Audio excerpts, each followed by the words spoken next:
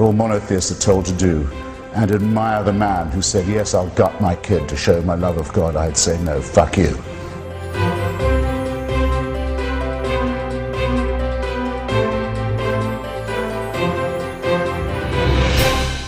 Who can create us sick, as apparently we are, and then order us on pain of eternal torture to be well again.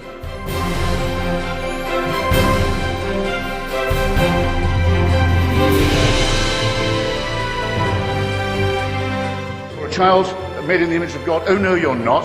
You're a faggot. And you can't join your church and you can't go to heaven. This is disgraceful. It's inhuman.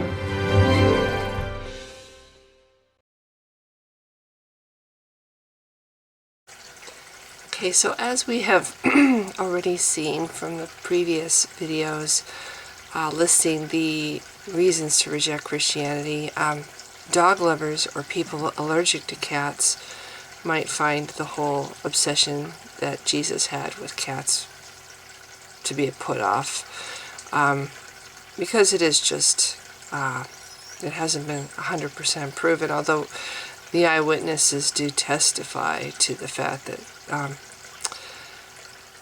well, there was a cat circling at the base of the cross. There was a tomcat, left its mark there, I think, in honor of his master. I think it was Jesus' favorite tomcat. He also did made use of the base of the cross. It made a really tempting scratching post for him. But he refused to let the other 7 cats that Jesus possessed to use the post. It was, again, to honor Jesus. It basically was his alone to use up. Anyway, so as far as trying to identify the actual post, excuse me, my voice is kind of off today. The actual post that was the main part of the cross, you have to find a really old piece of wood that's got scratch marks on it, and they do have something like that in the vaults of the Vatican that not only has scratch marks, but also has cat pee residue. You know, they did some testing, they did scraping, and they tested it and proved to be cat pee, cat urine residue, and it's actually considered very holy because it's believed to be Jesus's favorite cat.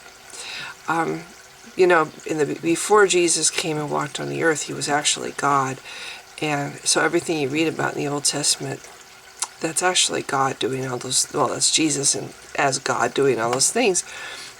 So the whole thing with the Exodus, now that they've uncovered the secret it's not really a secret, it's just nobody bothered, I think, to really look, that the Hebrews very likely never were in Egypt. There's no evidence to show that the Hebrews were ever in Egypt. So what was the deal with Moses, and what did he mean by let my people go? New research is showing that the people that Moses is referring to are actually the cats, which it is a fact that the Egyptians kept cats. They consider them to be, you know, I'm trying to think of the word. They revered cats. The Egyptians did, and they didn't want to let the cats go because they could see that, you know, Moses's little group was wouldn't be able to give them the right kind of conditions. They didn't believe that cats should be outdoors, for example, because that shortens the lifespan of cats.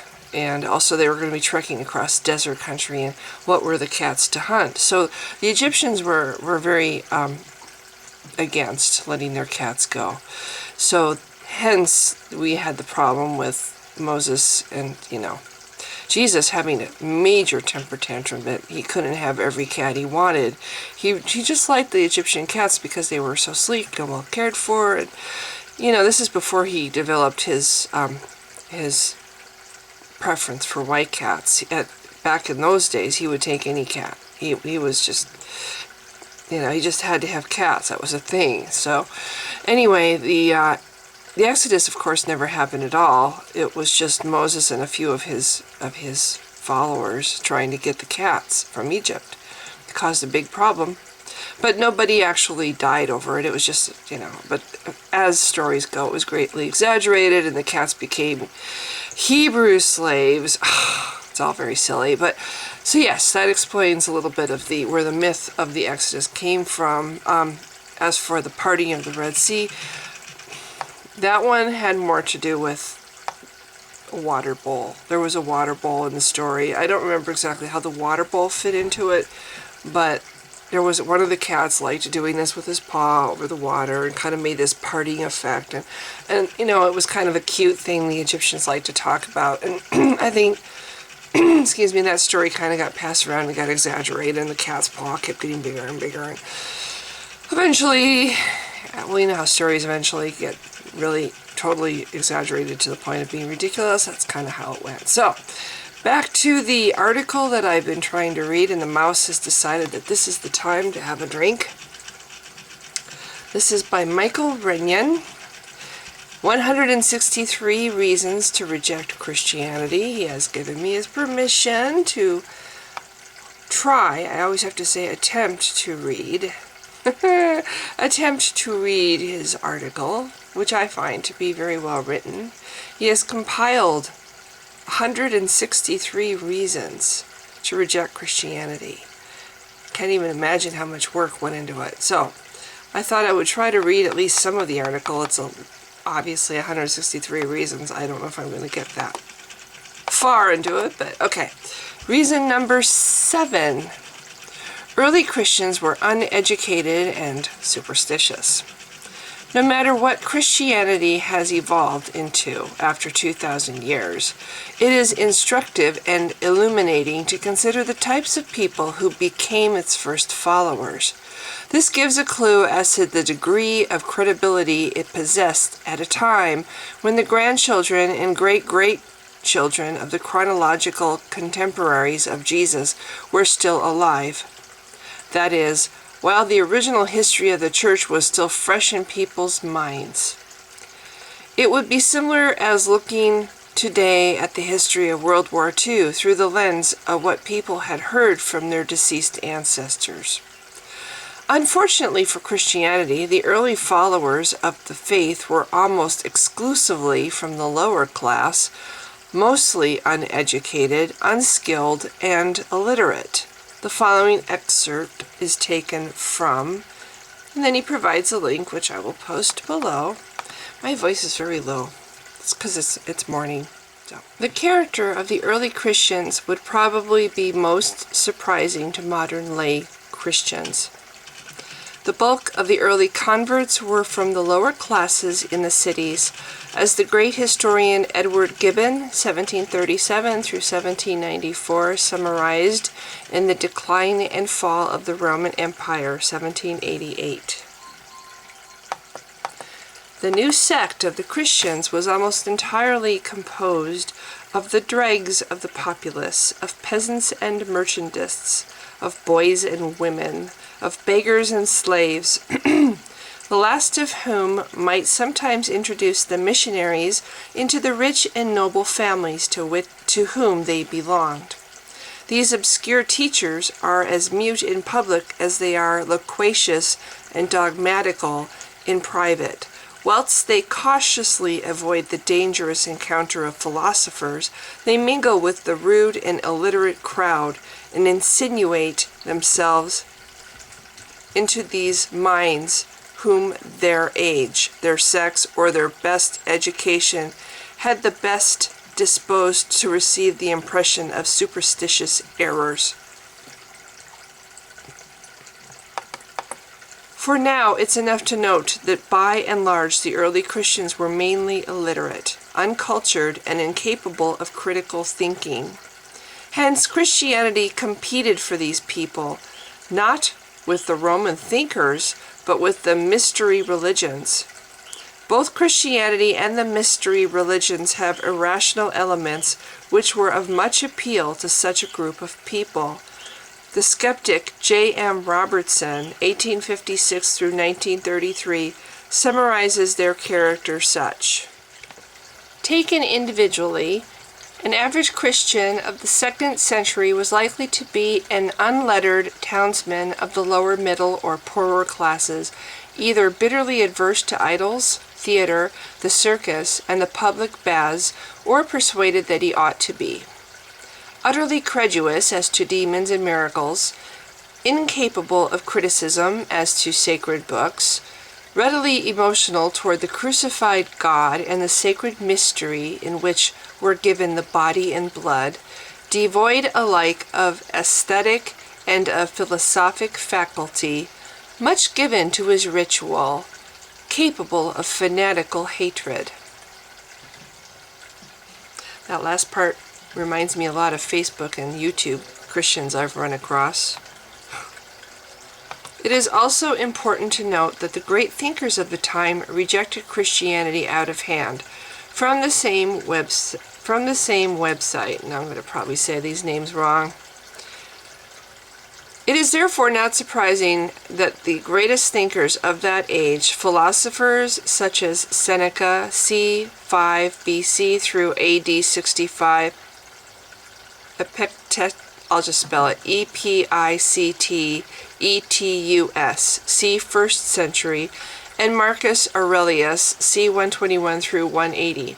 Statesmen such as Pliny the Elder, AD 23 through 79, his adopted son Pliny the Younger, c. 62 through 114, historians such as Plutarch, c. 46 through 120, and Tacitus, c. 55 through c. 117, and prominent physicians such as Galen, c. 2nd century, who thought their work and contemplation had purified their mind from the prejudices of popular superstition, either rejected outright or did not consider the nascent religion of Christianity. The fallacies and deceptions surrounding Christianity were plainly evident in the first 100 years of its existence, allowing the learned class to summarily dismiss it as a fraudulent enterprise. It was only after a few centuries passed, followed by the adoption of Christianity as the Roman state religion, that it began to attract members of the landed and ruling class.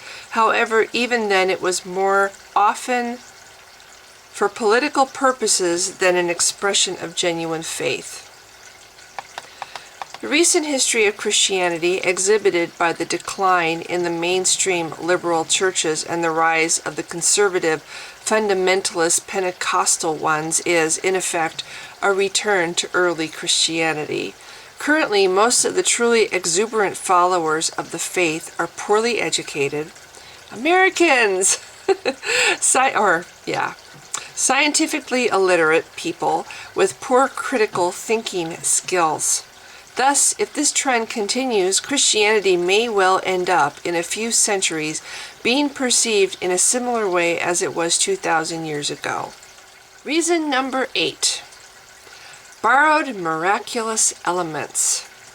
Most of the miracles discussed in the Gospels were common elements of pre-Christian pagan religions, including miraculous foretelling of a deity, virgin birth, a guiding star, a nativity visited by royalty, the baby God threatened by a jealous ruler, manifesting extraordinary wisdom in childhood, turning water into wine, walking on water, enabling the lame to walk, healing the sick, raising up dead persons, restoring sight to the blind, allaying storms on the sea, casting out devils, communion with a holy meal representing the God's body, being put to death, the sun becoming dark after the death, rising from the dead, talking to disciples after resurrection,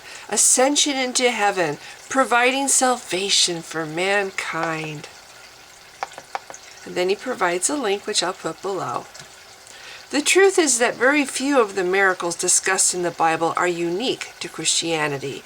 This is a strong piece of evidence that Christianity is a man-made cobbled and fundamentally plagiarized faith.